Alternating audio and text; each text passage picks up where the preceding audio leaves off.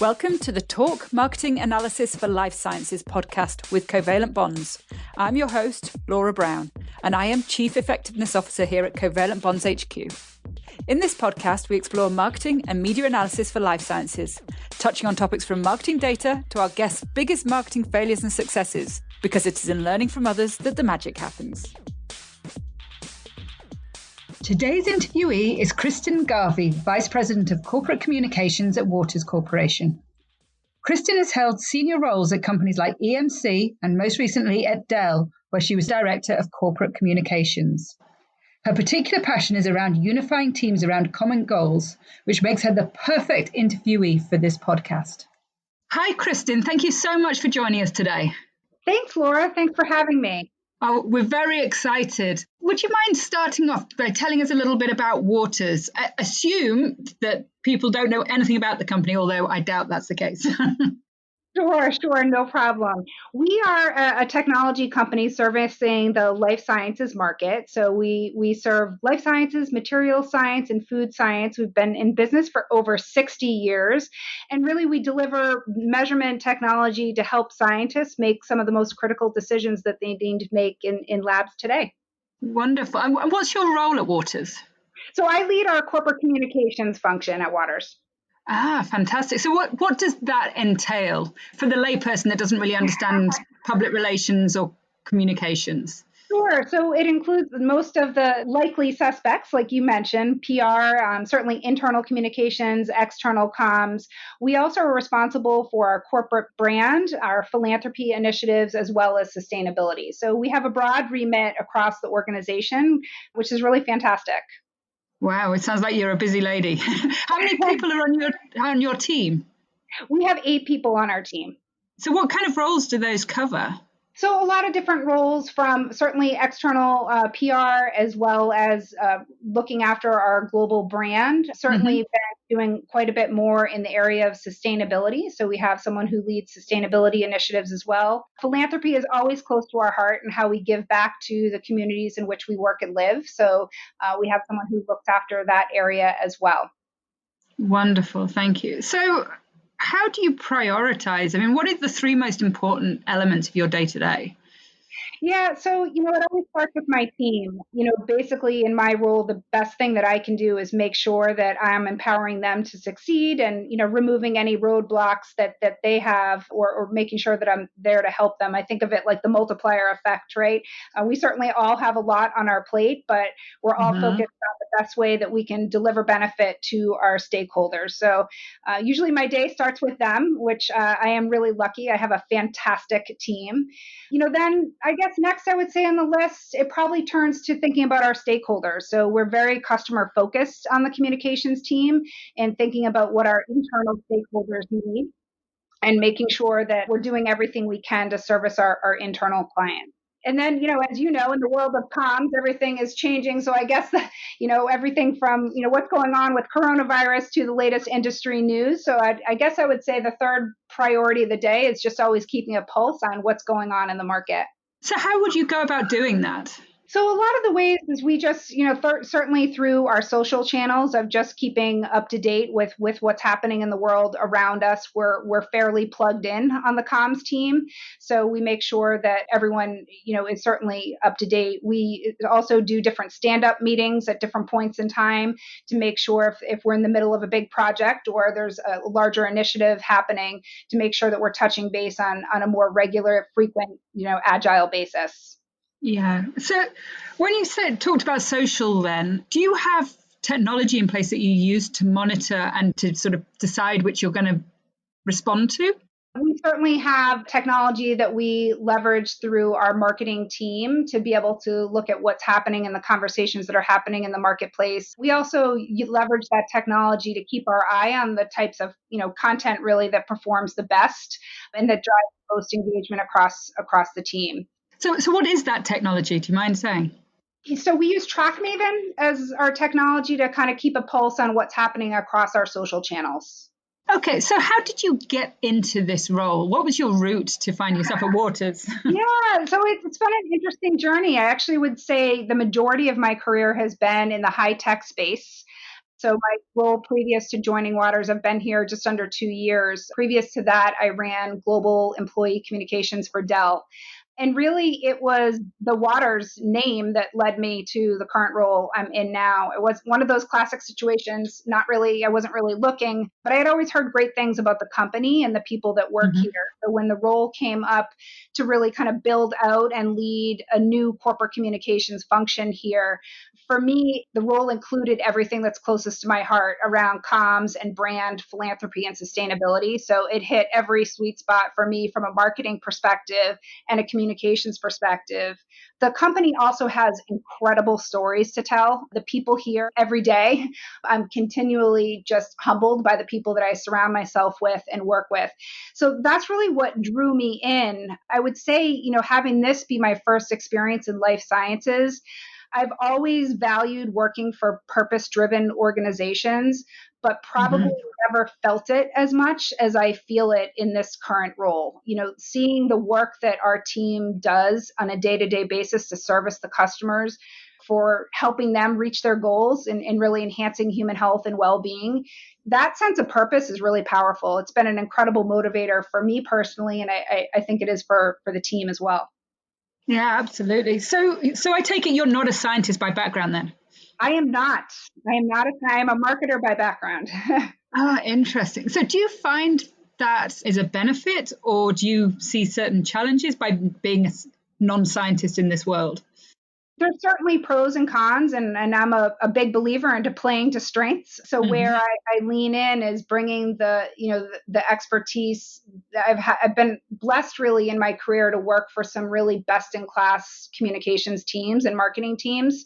So bringing that experience that I've had previously to build out this function here has been really great. And on the flip side, we have incredible deep expertise in this company, and that's one of the things that I love. I mean, I am learning every day more and more and more, and that's been great. So I lean on the right people for the right expertise and marry that with the expertise that I can bring from a communications and marketing perspective.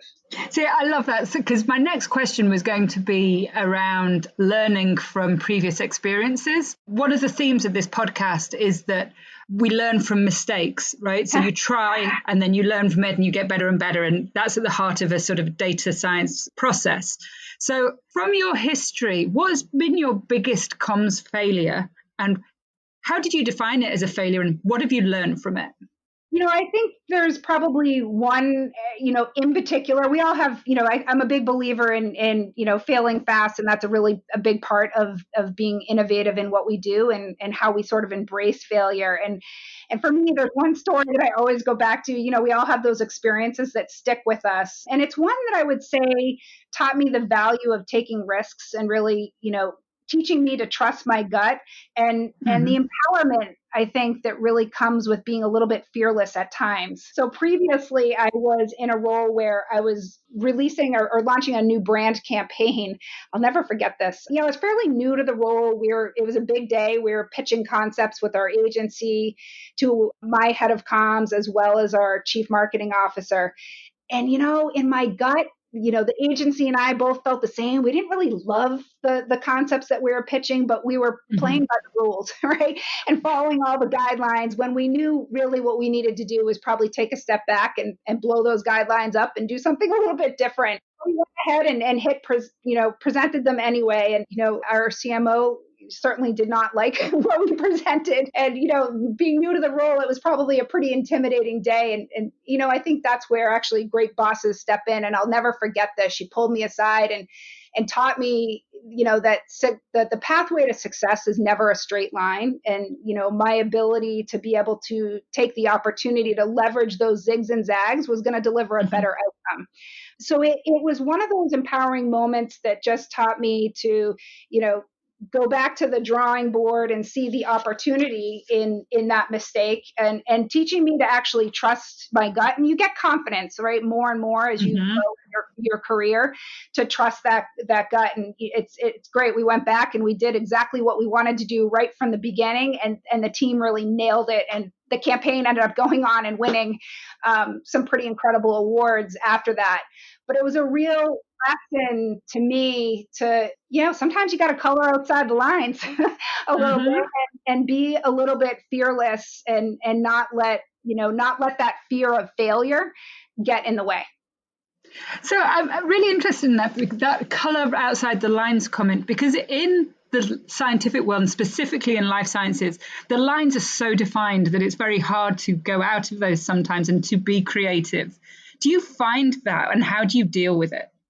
I don't find it on the communications team here. The team is really creative. I think a lot of times the way I try and help foster that is a sense that failure is just a temporary stop on the road to success, right? If we're not failing every once in a while, we're not taking enough calculated, purposeful risks and innovating as a team. And there's never been a better time from a marketing and communications perspective than today to innovate, because we have the data to take an agile approach to it and change course and learn quick. And so that's how we try and foster that ability to embrace it a little bit more, and certainly not take silly risks, but we have an opportunity to take some calculated ones. Yeah, and it's interesting that you go straight into the data. How do you use that and build it into your processes to enable you to fail fast and respond quickly? Yeah, so we're getting all the right tools in place now, and we've had a real focus on internal and making sure that we're delivering the right message to the right audience at the right time from an employee perspective, for example. So using the tools out there, and I say, taking the same approach we take with our customers and the same rigor around, email marketing metrics and A/B testing is what we need doing when we're, certainly communicating and engaging with our employee audience. So it's really about getting the right digital tools. We can see open rates on our newsletters. We know what people are commenting on and talking about. So we then can learn what content's resonating the most. From an external comms perspective, I would say one of the most proud moments I have of the team this year is they took some big risks around social and took a fresh look at the content we were putting through our social channels. They actually pulled way back on that and they knew that they were putting too much and needed to change the types of content that was going through our channels. And they reduced it, I would say, about 50% in 2019 and drove a 47% increase in engagement. And, having the data, that's a change of mindset when you're telling people, helping people understand what content can and can't go through the social channels. Naturally, you're going to get pushback from the different areas of the business, but letting the data do the talking and helping people understand the types of content that our customers and our audience engages with helps make that case for us. On a practical level, how did you do that? So you mentioned TrackMaven before, but as a team, how did you go about evaluating, one, how effective the social was in the outset, and then deciding how to change it? Yeah, we had some hypotheses that we wanted to test around the types of content and more human stories that we want to be telling through our social channels. So we would do a lot of testing on the blogs that we post that get the most engagement, the tweets and the types of content that seem to get the most, retweets and engagement. And we look at those on a regular basis and learn. Right. So it's a lot of test and learn. And then, trying to go back, and this is really probably where we have more opportunity to do more of this in 2020, but going back and sharing those learnings with others in the business to help them understand the types of content that people are engaging with. So taking the metrics and the data by the post. So we show the highest performing post and also the lowest performing post, right? So it's got to be the good and the bad, and there's no hard feelings in that. The data's the data, right? So exactly. And that's where it takes the emotion out of it and helps all of us just get better at what we're doing. Oh, I love it. So before we sat down for this podcast, you were telling me a bit about the Strategy Cascade project. Can you describe that for our audience, please? Sure. So one of the big, challenges or opportunities that I had coming in was, helping our employees understand the vision, the strategy, the purpose, where we're headed as a company. And not only that, but their role in the company's success. We partnered with a firm called CRA to put together a really robust strategy cascade process. This is one that I had run in past lives, and we had had success. And it's a real focus on conversation versus just pushing content out. And it's quite a rigorous process. It involves a lot of training of people leaders throughout that to foster these conversations. It's a very quick turn process that runs over the course of 3 weeks, where it's really powerful. We had 7,000 employees all having conversations around where we're headed as a company and their role in its success. So that really helped them connect the dots between where we're headed and what they do each day. And I think when you and I were talking, we were chatting a bit about, the measurement and how we measured the effectiveness of that program. Exactly. So how did you design measurement into the design of the program? Yeah, so we run an employee engagement survey. So we took a few key questions from that survey because this is the first time in 2018 was the first time we ran that program. So we picked a few of those questions to benchmark our engagement and benchmark, were we moving the needle in people's understanding of our vision, strategy, and purpose, questions like that. We also asked, I'm a big believer in NPS.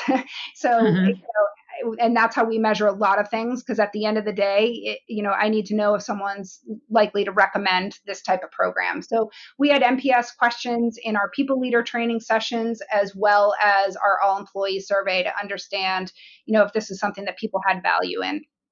And, the data that came back was incredible. We drove a double-digit increase on our employee engagement survey in, two of those questions that, one around helping people understand the vision, strategy, and purpose, and the second one around people understanding their role in the success of the company. And the reason why that's so important, is we know there's such direct correlation between an employee's engagement and feeling of connection to the company and the company's overall success. So making sure we're keeping our eye on that over time and continuing to invest in that is important.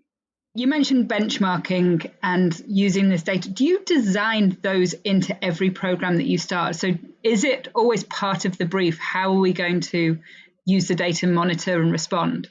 So we're getting there, right? We're doing more and more of that. If we can't measure it, we should really be thinking twice about why we're doing it and how we're going to know if we're going to be successful. There's just, to your point before, we're a very small team for a very large remit.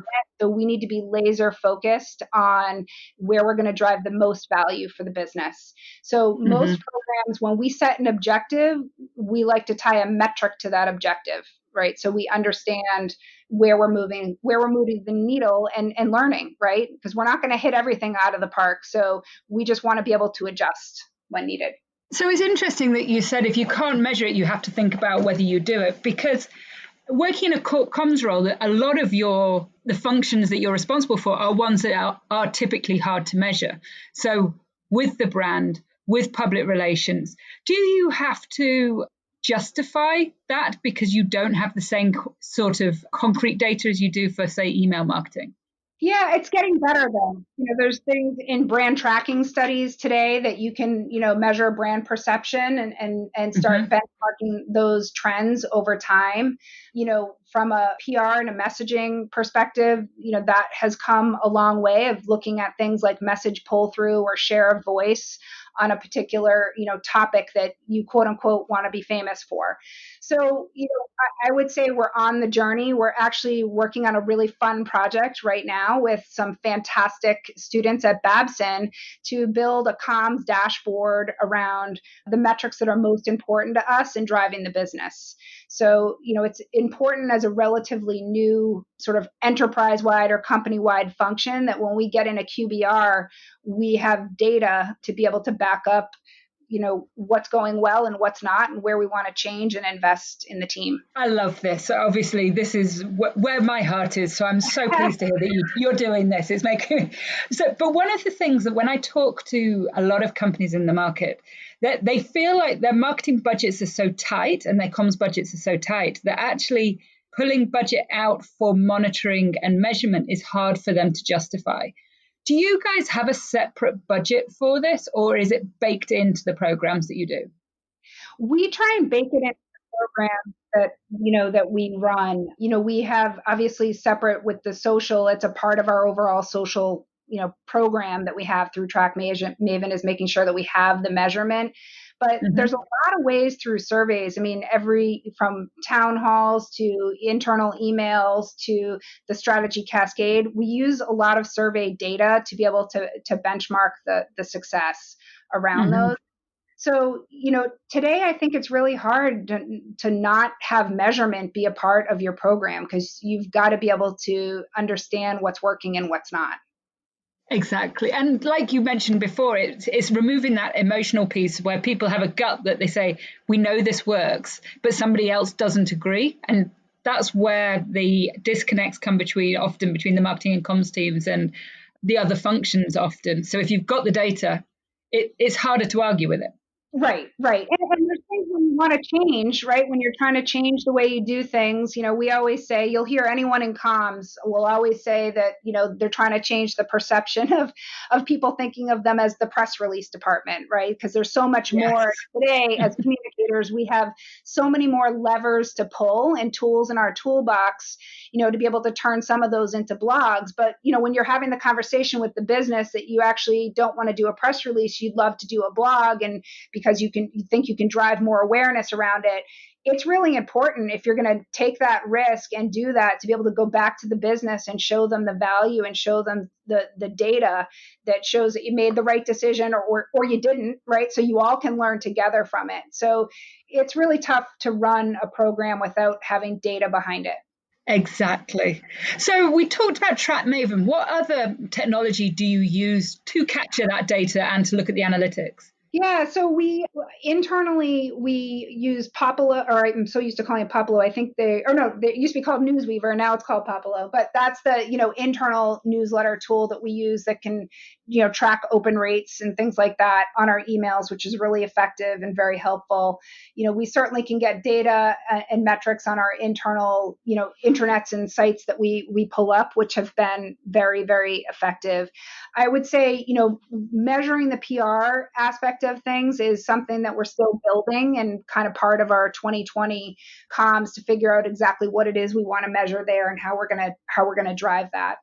Then, the other tools, we do a lot of surveys, right? So making sure when we run an internal program, whether it be a town hall or, a program like the Strategy Cascade, getting continuous feedback. And it's not only getting the feedback, but it's actually communicating back to the team what you did with the feedback. That's one of the things sometimes, I think we owe it, whether it's to our customers or to our internal employees. If we're going to ask them for feedback, we owe it to share back with them what we've learned and what we've changed as a result of that feedback, so we can continue to get it, right? Yeah, and also communicating this internally as well. And we've touched on this a couple of times during the podcast. But what sort of processes do you guys have in place for communicating the results? You mentioned the dashboard. Is that going to be made widely available or just for the comms team? So it'll be definitely something that we share in our quarterly business reviews for sure. I mean, I can tell you with the Strategy Cascade program that we run, we go back to all people managers and we share with them what we learned. I mean, this year, we started off this year's program by recapping the feedback we got from them last year and the changes we made as a result of the feedback to the program this year, right? So they understand that their feedback just doesn't go into a black hole, right? Yeah. We read every single page of that feedback because it's just gold for us of as far as insights of what we can be doing differently and how we can learn from that. And we also do the same thing and share some key highlights with employees that participate in the program. So I think it's important, and it's important, to your question of failure before, it's important to say what we've learned, things that went well Mm-hmm. and things that didn't, right? And saying, here's how we're going to try something different, and keep trying until we get it right. And do you find that the company generally is comfortable with the marketing and comms team to take those risks, or do they like you to rely on proven methodologies? It's a little bit of both. I mean, I can speak more to the comm side than the marketing side, but when we've had a really good case and hypothesis that we want to prove, I feel like certainly I have had the free reign to go try things a little bit differently than we may have done them in the past.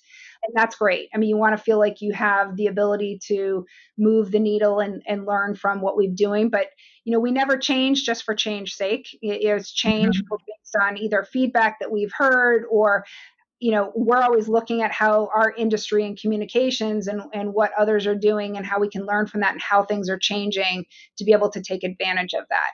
And, I would say for us, I'm a big believer in small wins and creating momentum for a new team on small wins, because that's how you gain the confidence of your business, your stakeholders, right? And that's our goal, is just to continue to build those relationships with the stakeholders across the business and gain their confidence and trust. So when we have something that we want to do a little bit differently, they're excited about it. Absolutely. I love it. Completely agree. It's great. So, do you ever get asked to justify return on the investments that you make into technology, but also into campaigns? We're in the early stages of making some of those investments, but when we put this new tool in for email, we're seeing crazy open rates, Hmm. 80% open rates on these communications that we're sending out. So, using and leveraging some of those metrics and data to prove the value of what people are getting is really important. Do you define what success will look like at the outset, or is it looking back and then modifying as you go?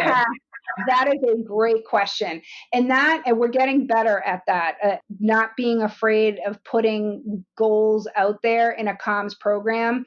Because what a lot of times you'll see is, yeah, people will say it was successful because X, Y, and Z, but I want to make a few big bets, right? I want to take that fearless approach a little bit and say, you know what, it's successful if we, get 80% open rates or 90% open rates or whatever it might be, and have it be okay if we don't get there on the first try. But we've all got to have something to shoot for. So I'm a big believer in setting those metrics and setting Yeah. those goals ahead of time, because everybody's got to have something to shoot for. Wonderful. And do you have goal setting sessions with the executive leadership team, for example, where you define what success of certain initiatives will be and then report against those? Or is it just within the comms function? No, I mean, that is actually the true value of this strategy cascade process. So what we do is we have strategy maps at the top of the organization, and each of our executives has their own map. And then I ladder my goals and initiatives for communications up to my boss's map, basically. And then Mhm. down to each individual on my team, including myself, sets our own personal objectives of what we're doing to bring that strategy to life across the organization, and how we know if we'll be successful, right? So for example, if we're responsible for the strategy cascade, what does success look like? What are we shooting for this year? What changes did we make? What's a different result that we're hoping for this year?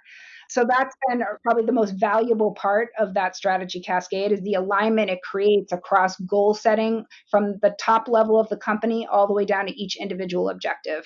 So, how do you communicate the objectives and keep them center to the business? Because I know that often these get started, once a year, everyone sits down, sets their goals, they write them all up, and then Yeah. they don't get looked at again for another year. How do you guys make sure that it's front and center of everything you do?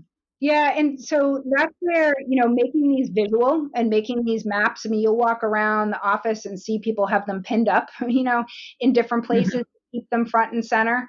We certainly on the comms team review where we're at every quarter purposefully on, what's working, what's not, and how are we tracking. The alignment that we've created has been, tight partnership across other functions of the organization. So, the value of a true corporate comms function relies a lot on the relationships we create throughout the business. So the partnership we have with the HR organization in making sure that, how we're linked up with them and their objective setting has been really important.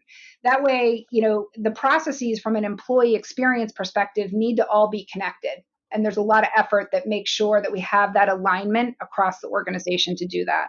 It's very similar to the model that Google use. And I think we've discussed this before, but it's called the OKR, the Objectives and Key Results Setting. And there's a great book on it called Measure What Matters. So we'll put a link to that into the show notes because it gives exactly this methodology that you guys are rolling out. And it helps people know the 5 or 6 core things that the company is focusing on and everybody's role in that. And it helps break down those silos that you were just talking about that you guys have managed to overcome. Yeah, and it's a process, right? I mean, this is something that will take, a few years. We just wrapped up year 2 under our belt and collecting the survey data now to measure and see how we did compared to last year. And, we have a lot of after action reviews it's fresh in our mind to what worked well, what do we want to do differently? How do we think we can, we're always looking to take things to the next level, so I think it's always looking at how can we improve and get better at what we're doing. Oh, I love it. So we dived into what was your biggest comms failure, but I never asked you what your biggest comms success was and how you have decided that it's a success. So I'm very interested and intrigued in this. Yeah, I mean, I've been a part of some great teams that have made some real magic happen over the course of my career, certainly. So, there's different things that come to mind of being a part of some pretty fantastic teams. I would say more recently, I was intimately involved in the acquisition between Dell and EMC before I joined here. And, that was a really fun and incredible acquisition to be a part of having both of those companies come together and making sure that we could both keep our arms around both the internal and the external communications in such a huge time of change. So, that to me is probably one of the things that comes top of mind. I'm also a real big believer in the people that work on my team. And when I look back and think of the proudest moments, they don't tend to be around projects. They tend to be around the success of the people, whether they've gone on to do something else and keeping in touch with them and where they are. But the people part of my job is one of the parts that I'm probably most passionate about. So some of those successes are just, I look at my biggest goal is how can I be a multiplier around helping all of us continue to improve and get better and deliver great results and be best in class communicators and marketers. And some of the people that I've had the pleasure of working with, it's awesome to see what they're doing today and running their own teams and their own organizations and leading comms. So, to me, those are the successes that are closest to my heart. I love this celebrating of people and teams, especially in a time where communicators and marketers are starting to feel a little threatened about the amount of technology coming into this space and what role that they have in this. And a theme that's come through in many of our podcasts is technology is great, but it's not going to work if you haven't got the right people in place to roll it out, and people that embrace this failure mindset, and the A/B testing that's critical in the scientific world. And if you don't have the people, you're not going to get the results that you need. Absolutely. I mean, technology is a huge part of our empowerment as communicators and marketers. I mean, having the technology and the data takes, all those people that would say comms or marketing is soft, right? Or you can't measure it. That's not the world we live in anymore. We certainly can measure way more today than we've ever, been able to. So from my perspective, that's not a threat. That is a complete enabler and empowering us to do more. And it's not just about trusting your gut, because now you've got the data behind it, right? So you can have a hypothesis, so you can go out and test it and you can adjust as needed. But there's, with all the greatness that technology brings, underestimating the emotional connection and the human element of the power of the written word has probably never been more important. It's crowded, right? I mean, look at how many you're constantly getting emails or texts, and our attention span is down to milliseconds, right? The craft of a well-written communication has probably never been more important than it is today. I absolutely, completely agree with you. And I'm so glad that you said that, because I was going to ask a question to take us exactly to that point. So thank you. So I'm going to change things up a little bit now, because we ask all our interviewees, what one question would you ask your peers to learn from? What would it be? So I'd like to ask you the question that our previous interview asked, which is Jim Heron of Thermo Fisher. And he asked how marketers and communicators in a scientific industry work with other functions in the business. He had felt that there wasn't always an appreciation of the value that marketing and comms can bring to the corporate function. And it was challenging to justify investments into new areas. And he specifically gave an example of people can see a brochure. You spend a lot of time on it. It looks great. And people can see the time investment that's gone into it. But where you're maybe looking at something that's like social, that's only a couple of lines, and people can't justify in their heads that investment, how do you communicate, that switch from hard marketing to, I'm trying to think of the word to say it, but I think you'll understand. Yeah, it's a great question. And for us in any corporate function like comms or marketing, understanding your stakeholders and their pain points is critical, right? So, relationship building in this role is a critical success factor, and understanding their objectives. I mean, we will often get a lot of people from the business in comms in general. I mean, it's happened to me in any role I've had, that come with the tactic, right, versus the problem that they're trying to solve. So a lot of times we'll find ourselves taking that conversation a few steps back. Well, maybe it's not a press release that you need. Let's talk a little bit about what your objective is. Understanding what success looks like through the eyes of your customer is critical to making sure you're delivering on those needs. I mean, our main goal is to be that trusted advisor. We're not a tactical executor of communications. We are a trusted advisor across the business, which means, we really need to know our stuff and have data to back it up, which is why the data is a really important enabler for us to change the type of conversation we're having from tactics to about the business outcomes that we need to drive. That, Laura, is what makes it so exciting to be in comms and marketing today, because of all those tools that you and I have talked about to be able to really empower us to test, learn, and adjust communication. So that learning about your audience, whether that's internal or external, where does that sit as a role for gathering that data? That's a part of all of our roles, right? So anyone who certainly sits on my team, understanding who their stakeholders are, and having some of that qualitative research mindset, and certainly we use the quantitative with surveys, but the conversations to understand and ask, how do you think we're doing? Right. The biggest thing, likelihood to recommend the comms team, right? Likelihood to recommend that you have one of us join a particular work stream. Making sure that we are sort of that go-to, because people want to make sure they get our opinions on things. That's what success looks like for us. And that comes with just asking the questions, right? And understanding what those pain parts are across the business. Oh, I get it. So if you could ask one question, what would you ask? Yeah, I mean, maybe this is the high tech background in me, but I get so excited about all the new technology that we have as communicators and even as marketers. And I think about things like, augmented reality and virtual reality, and how we're using those new tools in our toolbox to be able to take our customers and internal clients more places virtually. So I always am asking people what they're doing differently and what surprised them lately around new technology that they have at their disposal. Wonderful. Well, I will ask that question and get back to you. But Kristen, this has been absolutely wonderful. Thank you so much. Is there anything that I've not asked that you would really like to get across in this podcast? No, I love this podcast, by the way. I've loved listening to the interviews and some fantastic, certainly really smart people that I'm learning from each one that I listen to. And I look forward to hearing who you have on next.